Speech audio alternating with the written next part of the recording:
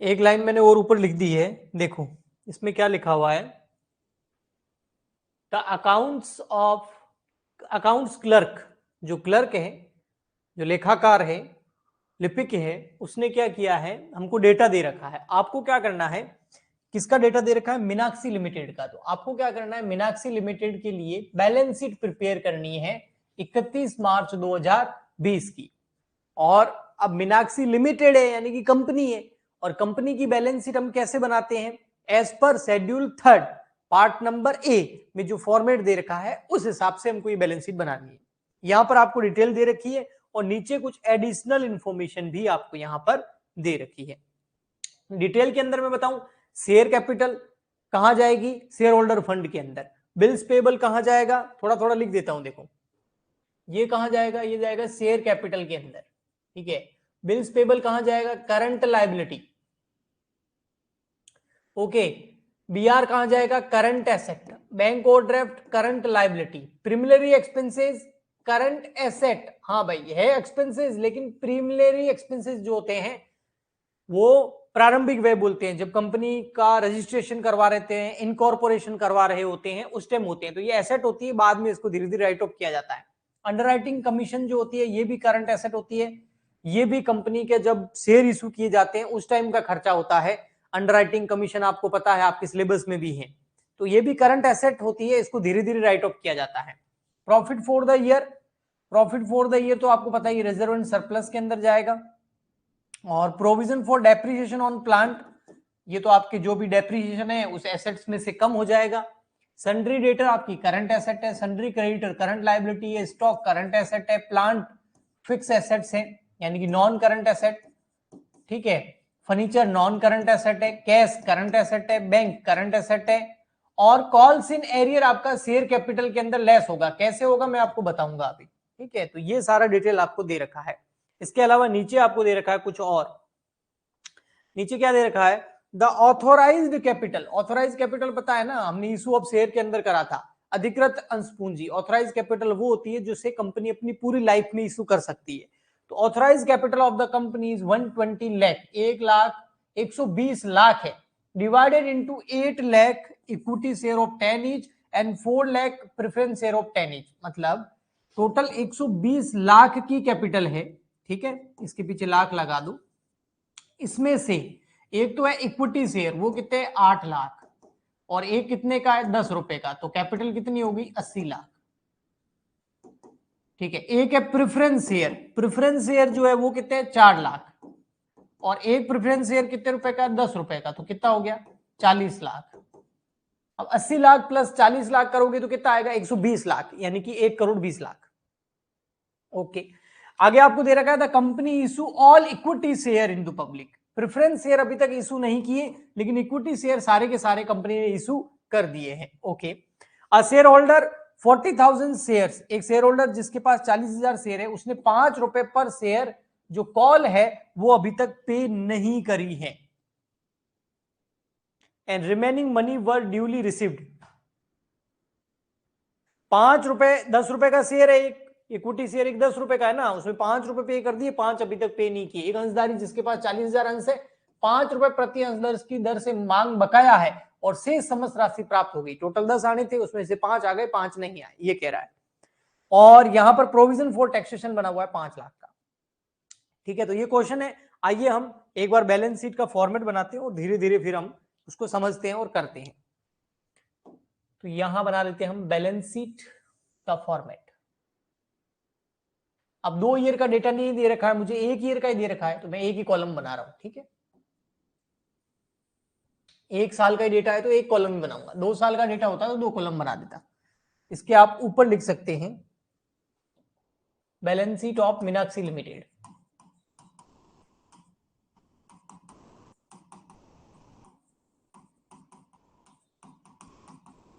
कब की है, एज ऑन 31 मार्च 2020।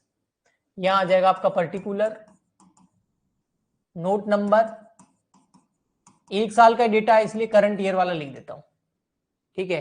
अब यहां पर मैं मेन हेड लिख देता हूं। फर्स्ट सबसे पहले क्या आएगा आपका, shareholder fund, shareholder नहीं, शेयर होल्डर फंड तो हेड है, मेन हेड तो आएगा ना equity and liability. Yes, main head आ जाएगा आपका फर्स्ट नंबर,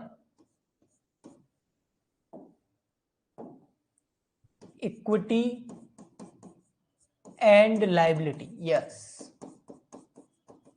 इसके अंदर फिर आपका फर्स्ट नंबर आएगा shareholder fund, shareholder fund. इसमें आएगा एक तो शेयर कैपिटल, ठीक है, एक आएगा रिजर्व एंड सरप्लस, और C number share issue against share warrant, या money received against share warrant, against share warrant. ठीक है, ओके।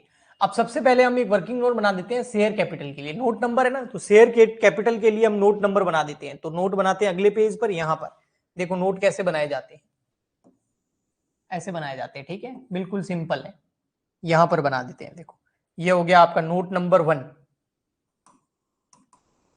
किसका, शेयर कैपिटल। इसमें हम सबसे फर्स्ट लिखेंगे authorized capital, authorized capital. Authorize capital कितनी है, एक तो हमारे पास equity share capital, equity share capital, वो कितनी है आपको पता है ना, यहां लिखा था अभी हमने 8 लाख शेयर है, और एक शेयर 10 रुपए का, और प्रेफरेंस है 4 लाख शेयर, एक 10 रुपए का, तो 8 लाख एट द रेट 10, तो कितनी आ जाएगी 8 लाख। और एक है हमारे पास preference share, percentage preference share capital, ये 4 लाख, 4 लाख, तो 4 लाख मल्टीप्लाई बाय 10, यहां 80 लाख होगा। Okay,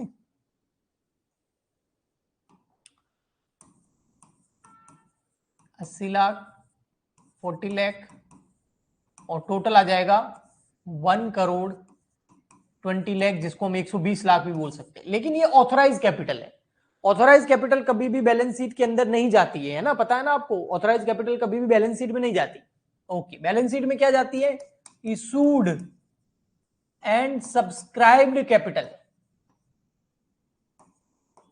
issued subscribed called up paid up, है ना, पेड अप कैपिटल, ये जाती है। ये कितनी है, ये हमने केवल प्रेफरेंस शेयर तो हमने इशू ही नहीं करे, हमने तो ओनली इक्विटी शेयर इशू करे हैं, तो हम यहां लिखेंगे इक्विटी शेयर कैपिटल।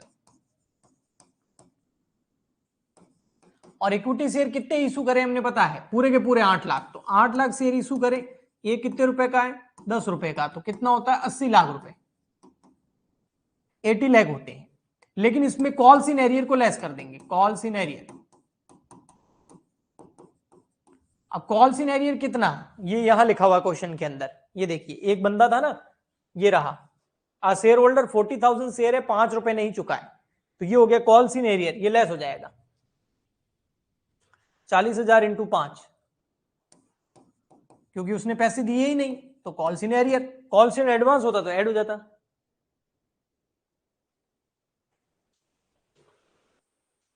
तो ये कितना हो जाएगा 40,000 मल्टीप्लाई बाय 5, 2 लाख, तो यहां कितना आ जाएगा 78 लाख। ये 78 लाख जो है ये कहां जाएगा, ये जाएगा आपकी बैलेंस शीट के अंदर, ये वर्किंग नोट नंबर फर्स्ट की टोटल, ये 78 लाख कहां आएगा, शेयर कैपिटल के अंदर, यहां पर। बोलो कोई प्रॉब्लम, बताइए बेटा, फटाफट बताइए।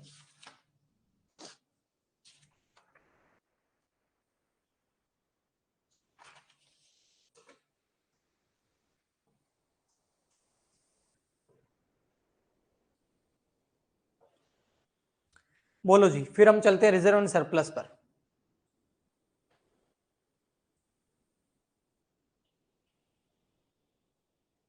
ओके सपना, थैंक यू। संजय ठीक है। अब आ जाता है सेकंड नंबर हमारा रिजर्व एंड सरप्लस, इसका भी नोट नंबर बनाएंगे, बिल्कुल बनाएंगे, नोट नंबर तो नोट तो बनाने पड़ेंगे। आइए रिजर्व एंड सरप्लस, नहीं तो पता कैसे चलेगा अमाउंट आएगा कहां से, जहां जरूरत होगी केवल वहां बनाना है, जहां जरूरत नहीं होगी वहां नहीं बनाएंगे हम, ठीक है। यहां मुझे जरूरत लग रही है, ये आ गया note number 2, reserve and surplus. अब रिजर्व एंड सरप्लस में क्या दे रखा है, तो देखो क्वेश्चन के अंदर आपको दे रखा है रिजर्व एंड सरप्लस के अंदर, ये देखिए प्रॉफिट फॉर द ईयर कितना है 25 लाख, इसमें पिछले साल का लॉस कितना है 15 लाख, तो वो सेटअप हो जाएगा। इसका मतलब पता है क्या होता है, पहले से रिजर्व है लेकिन माइनस में है, ये देखो रिजर्व है लेकिन किसमें, माइनस में। ओपनिंग बैलेंस ऑफ रिजर्व या opening balance of PNL, opening balance of PNL, statement of PNL वो है लेकिन 10 लाख है, लेकिन लॉस में है, मतलब माइनस में है, पिछले साल लॉस हुआ था। ओके, तो इसमें ऐड कर देंगे current year profit, current year profit, और करंट ईयर प्रॉफिट कितना हुआ 25 लाख का, तो आपका अब नेट कितना आ गया 15 लाख, यस 15 लाख, तो नेट आपका प्रॉफिट है 15 लाख। अब 15 लाख के प्रॉफिट में आपने क्या क्या किया, तो देखिए 25 लाख का प्रॉफिट था, पिछले साल का लॉस कितना है 15 लाख है, अच्छा पिछले साल का लॉस 15 है, सॉरी पिछले साल का लॉस जो है वो कितना है 15 लाख। ओके, पिछले साल का लॉस 15 लाख, तो करंट ईयर का प्रॉफिट कितना बच गया 10 लाख। अब 10 लाख का क्या किया आपने, उसमें से इसमें से 10 लाख का प्रॉफिट बच गया, हाँ ये रहा 10 लाख का प्रॉफिट, इसमें से हमने प्रोविजन फॉर टैक्सेशन बना दिया, ये देखिए ये रहा, टैक्स कितना पे करना पड़ेगा 5 लाख का, तो करंट ईयर का जो प्रॉफिट हुआ वो हुआ है हमें 25, उसमें से पिछले साल का लॉस 15, तो बच गया 10, इसमें से हमें टैक्स के लिए प्रोविजन बना दिया, तो लेस कर दो टैक्स, टैक्स यानी कि प्रोविजन फॉर टैक्सेशन भी जिसको हम बोलते हैं, प्रोविजन फॉर टैक्सेशन, वो बना दिया 5 लाख का। तो अब कितना बच गया रिजर्व एंड सरप्लस, ओनली 5, इसके अलावा कोई जनरल रिजर्व वगैरह है नहीं, तो बैलेंस कितना आ गया 5 लाख, तो ये आएगा यहां पर reserve and surplus, second number 5 lakh. Application money received against share warrant कुछ है नहीं, सेकंड नंबर आता है हमारा application money received pending allotment, लेकिन उसमें भी कुछ दे नहीं रखा है, पेंडिंग अलॉटमेंट उसमें भी कुछ दे नहीं रखा है। तो थर्ड नंबर आता है हमारा non current liability, non current liability, इसमें भी था first number long term borrowing, जिसमें डिबेंचर बॉन्ड वगैरह इशू कर रहे हो, लंबे टाइम के लिए कोई लोन लिया है, तो वो आता है long term borrowing. B number क्या होता था, लॉन्ग टर्म बोरोविंग और डेफर्ड टैक्स, डेफर्ड टैक्स ही होता था ना,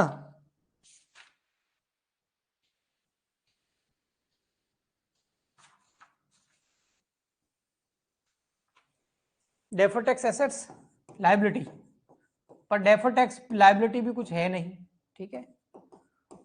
और सी नंबर तो आपको पता ही है long term provision, long term provision भी कोई भी क्वेश्चन में नहीं दे रखा है, मैं देख लूंगा लेकिन नहीं है, मैंने देखा है।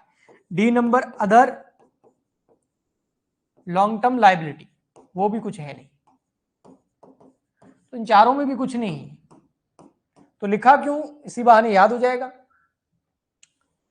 ओके, फोर्थ नंबर आता है, देख लो भले आप, यहां पर कुछ भी नहीं है ऐसी, ये रहा आपका क्वेश्चन, इसमें कोई भी मैंने लिखा ना कहीं भी, आप current liability current asset current liability current asset reserve surplus current asset fix assets है, नॉन करंट एसेट है करंट एसेट्स, लेकिन कहीं भी नॉन करंट लायबिलिटी थी नहीं, ना डिबेंचर है कोई, ना लोन है कोई, लॉन्ग टर्म प्रोविजन है वगैरह था ही नहीं।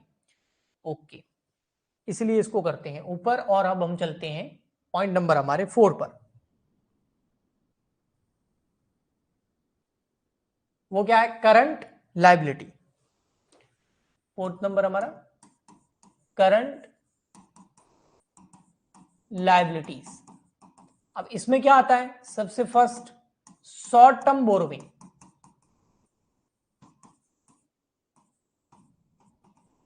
ठीक है। Second number short term provisions,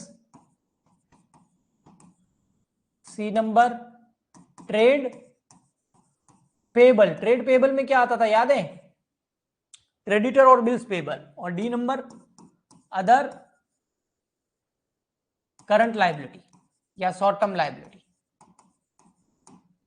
तो देखो शॉर्ट टर्म बोरोइंग में कुछ है, यहां देख लेते हैं। करंट लायबिलिटी क्या है? Bills payable. ये करंट लायबिलिटी तो है, लेकिन ये जाएगी कहां? ट्रेड पेबल के अंदर। कितनी? 10 लाख। तो ट्रेड पेबल में यहां आ जाएगी, ट्रेड पेबल में 10 लाख। ठीक है, प्लस एक चीज और आएगी ट्रेड पेबल में, पता है क्या? क्रेडिटर। क्रेडिटर कहां है? यहां मैंने देखे थे कहीं, ये रहे क्रेडिटर्स, सन्ड्री क्रेडिटर्स। ये भी तो ट्रेड पेबल में जाता है। ट्रेड पेबल का मतलब ही क्या होता है? Creditors plus bills payable. तो क्रेडिटर्स कितने हैं? 30 लाख के। बिल्स पेबल कितना है यहाँ पर? 10 लाख का। तो 30 और 10 कितने हो गए? 40। तो ये आ जाएगा बाहर 40 लाख। एक ये तो हो गया। चलो, जो हो गया उसको करते जाएंगे। शेयर कैपिटल हो गया, बिल्स पेबल हो गया। एक बैंक ओवरड्राफ्ट। बैंक ओवरड्राफ्ट ये भी तो करंट लायबिलिटी होती है। हाँ, तो शॉर्ट टर्म बोरोइंग है ये, और क्या कितनी है? 20 लाख की। तो यहां लिख दो शॉर्ट टर्म बोरोइंग है ये 20 लाख की। ओके, तो ये भी हो गया। प्रिमिनरी एक्सपेंसेस कहां जाएंगे? Current asset. तो एसेट बनाएंगे तब। Underwriting commission current assets. Profit for the year ये हो गया, रिजर्व एंड सरप्लस में डाल दिया। प्रोविजन फॉर डेप्रिसिएशन ये हम करेंगे जब हम प्लांट को लिखेंगे नॉन करंट एसेट में, तब डेप्रिसिएशन लेस करेंगे। सन्ड्री डेटर करंट एसेट में, स्टॉक करंट एसेट में। ये हो गया प्लांट, ये वहां furniture, cash, bank. Calls in arrear ये हमने लेस कर दिया है, पता है? कॉल्स इन एरियर को हमने लेस कर दिया है। ठीक है, अब एक ही चीज बच गई है, पता है क्या? प्रोविजन। ये जो टैक्सेशन के लिए प्रोविजन बनाया ना 5 लाख का, ये रहा, ये वाला, ये हमने रिजर्व एंड सरप्लस में से लेस कर दिया। बट ये प्रोविजन है ना, तो प्रोविजन तो यहां आएगा। अब प्रोविजन कहां आएगा? दो जगह आता है, या तो नॉन करंट एसेट के अंदर लॉन्ग टर्म प्रोविजन, या फिर शॉर्ट टर्म प्रोविजन। तो प्रोविजन फॉर टैक्सेशन जो होता है ना, वो शॉर्ट टर्म प्रोविजन होता है, वो यहां आ जाएगा 5 लाख, 5 लाख। बस ये हमारी लायबिलिटी साइड पूरी हो गई। अब आप टोटल कर ली थी बस। तो यहां टोटल करेंगे 78 lakh plus 5 lakh plus 20 lakh plus 5 lakh plus 40 lakh. यह आ गया आपका 1,48 लाख। बोलो जी, कोई प्रॉब्लम हो तो बोलो यहां तक, फिर मैं आज चलता हूं सीधा नॉन करंट सॉरी एसेट्स की तरफ। तो जो क्वेश्चन में इंफॉर्मेशन दे रखी है वो लिखनी है, जो नहीं दे रखी है वो नहीं लिखनी है। सिंपल है बड़ा।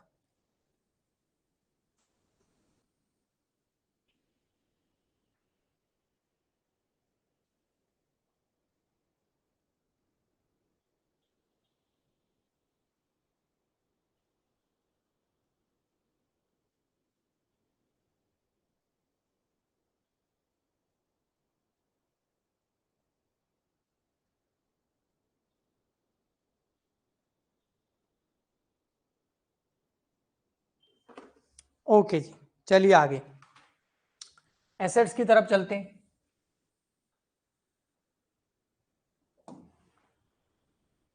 सेकंड नंबर, यस,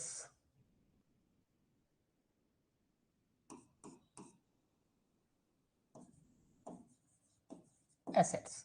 एसेट्स में फर्स्ट कर लेते हैं हम non current asset. Non current assets के अंदर PPE, property plant equipment, intangible asset, दो तीन चीजें और भी थी। अब वो डिपेंड करता है क्वेश्चन पे लिखूं या नहीं लिखूं। अगर क्वेश्चन में होगा तो लिखूंगा, वरना नहीं लिखूंगा मैं। तो यहां देख लेते हैं भाई क्या क्या है उस हिसाब से। एक तो आ गया आपका ये प्लांट और ये फर्नीचर। प्लांट और फर्नीचर कहां जाएगा? ये जाएगा आपका, दोनों की दोनों पीपीई है। पीपीई मतलब प्लांट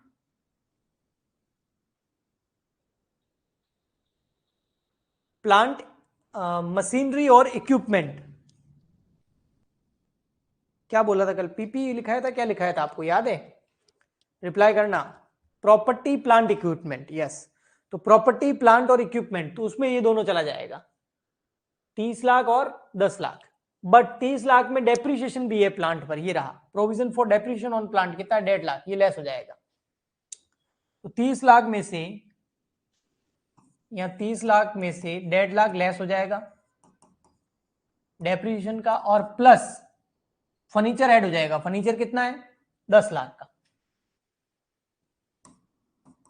तो आपका पीपी आ जाएगा। आप चाहो तो इसको वर्किंग नोट बना के भी कर सकते हो, ठीक है। तो 30 लाख जो नोट नंबर है ना वो बना के भी कर सकते हो, -150 प्लस 10 लाख, तो आ जाएगा 38,50,000।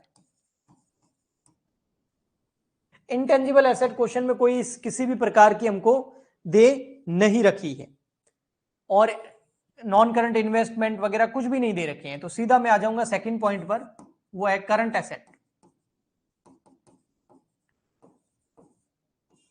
ठीक है, करंट एसेट्स के अंदर इन्वेंट्रीज, ट्रेड रिसीवेबल, ये आता है। ट्रेड रिसीवेबल तो मुझे साफ साफ दिख रहा है, ये रहा डेटर और बीआर। ये रहा बीआर, बीआर कितना है? 8 लाख का, और डेटर कितने हैं? 50 लाख के। तो 8 और 50 कितना हो गया? 58। तो 8 लाख प्लस 50 लाख, 58 लाख। ये ट्रेड रिसीवेबल तो साफ साफ देखे जा सकते हैं। तो अब यहां से देखें तो ये भी हो गया, बीआर भी हो गया, और ये भी चला गया, ये भी चला गया। स्टॉक है ना, ये रहा, इन्वेंट्रीज में चला जाएगा कितना? 30 लाख। तो चलो स्टॉक भी हो गया, प्लांट और फर्नीचर भी हो गया, स्टॉक आ जाएगा 30 लाख का इन्वेंट्रीज के अंदर। फिर एक चीज दिख रही है, वैसे सी नंबर में और भी बहुत सारे आते हैं करंट इन्वेस्टमेंट वगैरह, लेकिन है नहीं तो मैं नहीं लिख रहा हूं। तो सी नंबर में मुझे एक चीज दिख रही है, कैश एंड कैश इक्विवेलेंट।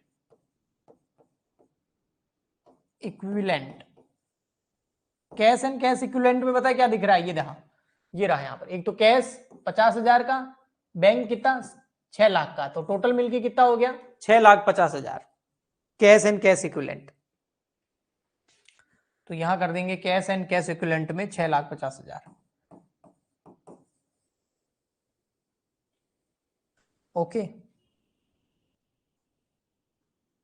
फिर लास्ट में एक ही चीज बची है, उसके लिए हम क्या कर लेते हैं? डी नंबर पॉइंट बना देते हैं, other current asset. Other current assets में हम क्या लिखेंगे पता है? वो प्रीमिलरी एक्सपेंसेस और अंडरराइटिंग कमीशन। तो प्रीमिलरी एक्सपेंसेस और अंडरराइटिंग कमीशन कितना है? प्रीलिमिनरी एक्सपेंसेस है 10 लाख के, और अंडरराइटिंग कमीशन है 5 लाख की। तो 10 और 5 कितने हो गए? 15।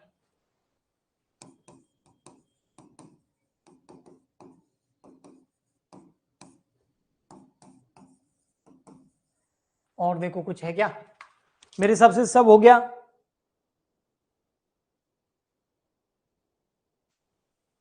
टोटल करके देख लेते हैं, 38,50,000 plus 30 lakh plus 58 lakh plus 6,50,000 plus 15 lakh, 1,48,00,000 आ गया। 1,48,00,000। एसेट और लायबिलिटी साइड की टोटल आ गई बराबर, मतलब बैलेंस शीट। ओके, बताइए। तो एक नमूना बताया मैंने बैलेंस शीट कैसे बनाते हैं। आपके पास जो भी बुक हो उसके जो भी बैलेंस शीट के क्वेश्चन है वो आप करके देख सकते हैं। फॉर्मेट याद होना चाहिए और थोड़ी बहुत प्रैक्टिस होनी चाहिए, फिर हो जाता है। वैसे जो आपके चैप्टर है ना, जैसे अमालगमेशन है, रिकंस्ट्रक्शन है, उसके अंदर बैलेंस शीट ही तो बनानी होती है, तो वहां पर ये कॉन्सेप्ट काफी हेल्प करता है आपकी।